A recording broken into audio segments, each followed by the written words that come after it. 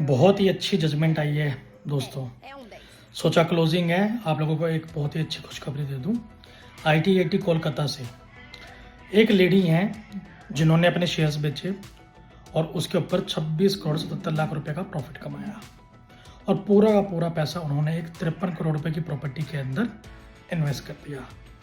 अब बात आई income tax की।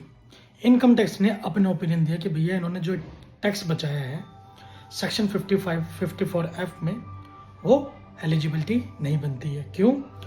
उन्होंने ITAT के सामने इनकम टैक्स डिपार्टमेंट ने दो फैक्ट रखे। एक, इनके पास इनके नाम से एक वकेट लैंड है, दूसरा इनके नाम पे एक प्रॉपर्टी ऑलरेडी एग्जिस्ट करती है। मैटर गया ITAT के पास। ITAT ने 1 to 1 पॉइंट उठाया। पहला, एक वकेट लैंड किसी के नाम से होने से वो रेजिडेंशियल प्रॉपर्टी की डेफिनेशन को फुलफिल नहीं करता, तो इसलिए ये एलिगेशन ड्रॉप हो जाता है।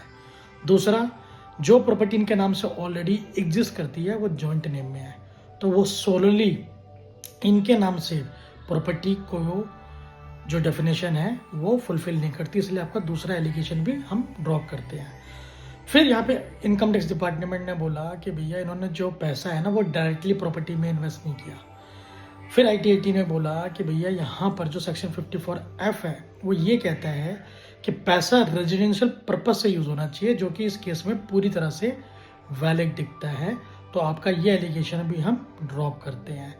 चौथा और लास्ट, इनकम टैक्स डिपार्टमेंट ने जो एलिगेशन लगाया कि इन्होंने जो पैसा है रेजिडेंशियल प्रॉपर्टी में जो लगाया है वो ऑलरेडी कंस्ट्रक्टेड प्रॉपर्टी के अंदर यूज़ किया। फिर यहाँ पर ITAT डिपार्टमेंट ने फटकार लगाते हुए इनकम टैक्स को बोला कि देखिए सेक्शन 54F सिंपली कहता है ऐसी प्रॉपर्टी जो 3 साल के अंदर बन के रेडी हो जाए, अगर उस प्रॉपर्टी में आप पैसा लगाते हो सेक्शन 54F की कंडीशन को फुलफिल करता है, इसलिए ये एलिगेशन भी हम आपकी ड्रॉप करते हैं। केस का नाम है सरोज गोयनका वर्सेस ITO। बहुत ही अच्छी और बहुत ही फाइनेस्ट जजमेंट आई है ये कलकत्ता से। प्लीज़ इसको कहीं पे सेव कर लीजिएगा और वीडियो को लाइक एंड सब्सक्राइब जरूर करें। Thank you.